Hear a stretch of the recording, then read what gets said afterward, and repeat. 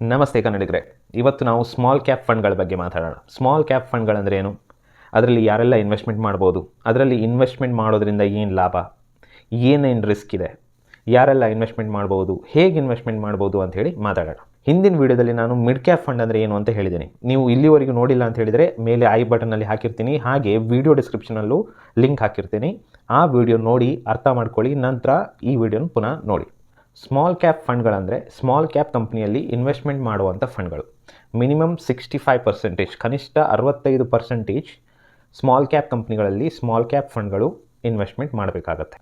Small cap ಕಂಪ್ನಿಗಳು top 250 ಕಂಪ್ನಿಗಳ ನಂತರ ಬರುವಂಥ ಕಂಪ್ನಿಗಳು. ಉದಾಹರಣೆಗೆ ಹೇಳಬೇಕಂದ್ರೆ ಕರ್ನಾಟಕ ಬ್ಯಾಂಕ್ ಆಗಿರ್ಬೋದು, ನಮ್ಮ ಬೆಮೆಲ್ ಕಂಪನಿ ಆಗಿರ್ಬೋದು, ಸೌತ್ ಇಂಡಿಯನ್ ಬ್ಯಾಂಕ್ ಆಗಿರ್ಬೋದು, ಇಂಥ ಸಣ್ಣ ಕಂಪ್ನಿಗಳೆಲ್ಲ ಸ್ಮಾಲ್ ಕ್ಯಾಪ್ ಕಂಪ್ನಿಗಳಲ್ಲಿ ಬರುತ್ತವೆ.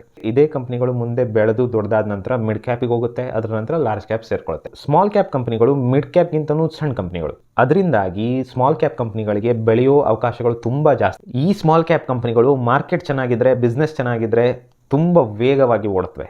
ಅದೇ ರೀತಿ ಯಾವಾಗ ಬಿಸ್ನೆಸ್ ಕಡಿಮೆ ಆಗಕ್ಕೆ ಸ್ಟಾರ್ಟ್ ಆಯಿತು ಅಷ್ಟೇ ವೇಗವಾಗಿ ಕೆಳಗೆ ಬೀಳುತ್ತೆ. ಅದರಿಂದಾಗಿ ಸ್ಮಾಲ್ ಕ್ಯಾಪ್ ಕಂಪ್ನಿಗಳ ಮೇಲೆ ಇನ್ವೆಸ್ಟ್ಮೆಂಟ್ ಮಾಡೋದು ತುಂಬ ರಿಸ್ಕಿ. ಆದರೆ ಅವುಗಳ ರಿಟರ್ನ್ಸ್ ನೋಡಿದರೆ ಇನ್ವೆಸ್ಟ್ಮೆಂಟ್ ಮಾಡಬೇಕು ಅನಿಸುತ್ತೆ. ನೀವೇನು ಮಾಡಬೇಕು ಮುಂದೆ ಹೇಳ್ತೀನಿ. ಈ ಸ್ಮಾಲ್ ಕ್ಯಾಪ್ ಫಂಡ್ಗಳ ಪರ್ಫಾರ್ಮೆನ್ಸ್ ನೋಡೋಕ್ಕೆ ಹಿಸ್ಟಾರಿಕಲ್ ಡೇಟಾ ನೋಡಿದಾಗ ಸ್ಮಾಲ್ ಕ್ಯಾಪ್ ಕಂಪ್ನಿಗಳು ಲಾಂಗ್ ಟರ್ಮಲ್ಲಿ ತುಂಬ ಚೆನ್ನಾಗಿ ರಿಟರ್ನ್ಸ್ ಕೊಟ್ಟಿದ್ದಾವೆ. ಆದರೆ ಕೆಲವೊಂದು ಸಂದರ್ಭಗಳಲ್ಲಿ, ಕೆಲವೊಂದು ಕಷ್ಟಕರವಾದ ಸಂದರ್ಭಗಳಲ್ಲಿ ಇವೇ ಸ್ಮಾಲ್ ಕ್ಯಾಪ್ ಕಂಪ್ನಿಗಳು 80%, 80% ಅಷ್ಟು ಕೆಳಗೆ ಬಿದ್ದಿದೆ. ಅಂದರೆ ನಿಮ್ಮ 1 ಲಕ್ಷ, ಉದಾಹರಣೆಗೆ ನಿಮ್ಮ 1 ಲಕ್ಷ 20,000ಕ್ಕೆ ಬಂದುಬಿಟ್ಟಿದೆ. ಆದ್ದರಿಂದ ಈ ಥರ ರಿಸ್ಕ್ ಯಾರಿಗೆ ತಗೊಳಕ್ಕಾಗುತ್ತೋ ಅವರು ಮಾತ್ರ ಸ್ಮಾಲ್ ಕ್ಯಾಪ್ ಫಂಡ್ಗಳಲ್ಲಿ ಇನ್ವೆಸ್ಟ್ಮೆಂಟ್ ಮಾಡ್ಬೋದು. ಹಾಗಂದ್ರೆ ಯಾರೂ ಮಾಡಲೇಬಾರ್ದು ಅಂತಲ್ಲ, ಮಾಡ್ಬೋದು. ನಿಮ್ಮ ಅಸೆಟ್ ಅಲೋಕೇಶನ್ ಏನಿದೆ, ನಿಮ್ಮ ರಿಸ್ಕ್ ಪ್ರಕಾರ ಎಷ್ಟು ಅಸೆಟ್ ಅಲೋಕೇಶನ್ ನಾವು ಸ್ಮಾಲ್ ಕ್ಯಾಪಿಗೆ ಮಾಡ್ಬೋದು ಅಂತ ನೋಡಿ ಅದಕ್ಕೆ ಮಾಡ್ಬೋದು. ಸೊ ಇದರ ಲಾಭ ಸ್ವಲ್ಪ ನಾವು ತಗೊಳ್ಬೋದು. ಯಾರು ಇನ್ವೆಸ್ಟ್ ಮಾಡ್ಬೋದು ಅಂತೇಳಿ ಕೇಳೋದಾದರೆ ಯಾರು ಸಹ ಇನ್ವೆಸ್ಟ್ ಮಾಡ್ಬೋದು. ಸ್ಮಾಲ್ ಕ್ಯಾಪಲ್ಲಿ ಯಾರು ಸಹ ಇನ್ವೆಸ್ಟ್ ಮಾಡ್ಬೋದು, ಅದರಲ್ಲಿ ಏನೂ ಪ್ರಾಬ್ಲಮ್ ಇಲ್ಲ.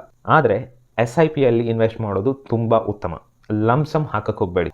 SIPಯಲ್ಲಿ ಇನ್ವೆಸ್ಟ್ಮೆಂಟ್ ಮಾಡೋದ್ರಿಂದಾಗಿ ನಿಮಗೆ ಒಂದು ಎವರೇಜ್ ಪ್ರೈಸಲ್ಲಿ ಮ್ಯೂಚುವಲ್ ಫಂಡ್ ಸಿಗುತ್ತೆ. ಅದರಿಂದಾಗಿ ನೀವು ಹೈ ಪ್ರೈಸಲ್ಲಿ, ಲೋ ಪ್ರೈಸಲ್ಲಿ ಇನ್ವೆಸ್ಟ್ಮೆಂಟ್ ಮಾಡಿದ್ದೀನಿ ಅಂತೇಳಿ ಭಯ ಪಡಬೇಕಾಗಿಲ್ಲ. ಒಂದು ಅವರೇಜ್ ಪ್ರೈಸ್ ಸಿಗುತ್ತೆ. ಮಾರ್ಕೆಟ್ ಯಾವಾಗ ಬೆಳೆಯುತ್ತೋ ಆವಾಗ ನಿಮಗೆ ಅದರಿಂದ ಲಾಭ ಪಡ್ಕೋಬಹುದು. ಸೊ ಇವತ್ತಿನ ಮಾತಿಷ್ಟೇ. ಸ್ಮಾಲ್ ಕ್ಯಾಪ್ ಫಂಡ್ ಬಗ್ಗೆ ನಾವು ತಿಳ್ಕೊಂಡ್ವಿ. ನಾನು ನಿಮ್ಮ Harshit Shetty, AMFI registered mutual fund distributor. ನನ್ನದೇ ಆದಂಥ ವಾಟ್ಸ್ಆ್ಯಪ್ ಚಾನಲ್ ಇದೆ, ಅದರಲ್ಲಿ 2,000ಕ್ಕೂ ಹೆಚ್ಚಿನ ಇನ್ವೆಸ್ಟರ್ಸ್ ಇದ್ದಾರೆ. ನೀವು ಬಂದು ಜಾಯ್ನ್ ಆಗ್ಬೋದು. ಲಿಂಕ್ ನಾನು ಡಿಸ್ಕ್ರಿಪ್ಷನಲ್ಲಿ ಹಾಕಿರ್ತೀನಿ. ಈ ವಿಡಿಯೋ ಇಷ್ಟ ಆದರೆ ಒಂದು ಲೈಕ್ ಕೊಡಿ. ಈ ಸ್ಮಾಲ್ ಕ್ಯಾಪ್ಗಳ ಬಗ್ಗೆ ಯಾರಿಗಾದರೂ ತಿಳಿಸ್ಬೇಕಂತಿದ್ರೆ ಅವರಿಗೆ ಈ ವಿಡಿಯೋ ಶೇರ್ ಮಾಡಿ. ನನ್ನ ಚಾನಲ್ಗೆ ಸಬ್ಸ್ಕ್ರೈಬ್ ಮಾಡಿ. ಧನ್ಯವಾದಗಳು.